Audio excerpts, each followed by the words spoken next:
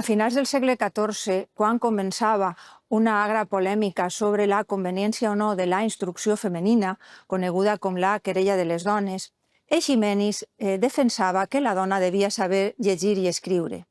I ho feia per dues raons. La primera, de caire social, perquè saber escriure permetia mantindre el secret i la privacitat matrimonial, i la família era una de les bases de l'ordre social establert.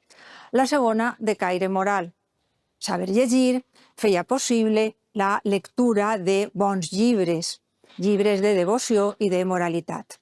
Paral·lelament, la idea de la lectura de devoció com a element que ajuda a modelar el comportament de la dona es va veure recolzada per les representacions de la Verge i d'algunes santes llegint o amb el llibre en la mà, que apareixien en la pintura coetània, perquè s'havia difós la creença que, en el moment de l'Anunciació, Maria estava llegint la Bíblia, en concret la profecia d'Isaïes sobre la concepció i naixement del Fill de Déu.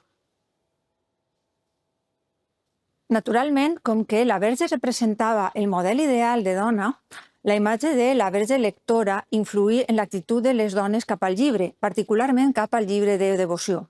i explica la popularitat que aquest tipus de llibre assolí entre el públic femení, fins i tot entre les dones analfabetes,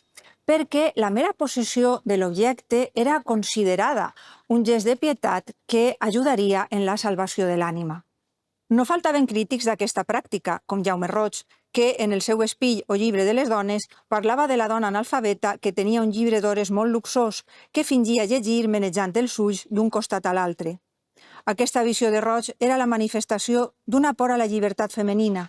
perquè saber llegir i escriure obri portes al manteniment de relacions personals, a l'aprenentatge, a la reflexió, en suma a la capacitat de decisió i l'autonomia. I en relació a aquesta autonomia, cal dir que és una constant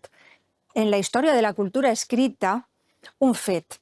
i és que les competències de lectura i escriptura assolides amb una finalitat,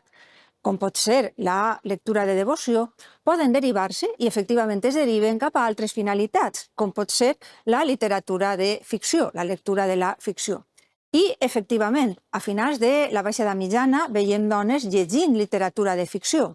com la malaurada Francesca da Rimini, que l'autor de la Divina Comèdia, Dante Alighieri, va trobar a l'infern junt al seu amant, Paolo. Llur pecat d'adulteri havia començat compartint una lectura, el Lancelot, i conta Francesca com, quan arribaren al passatge on Lancelot i Ginebra es besen per primera vegada, ella i Paolo es miraren als ulls i ja no llegiren més eixe dia.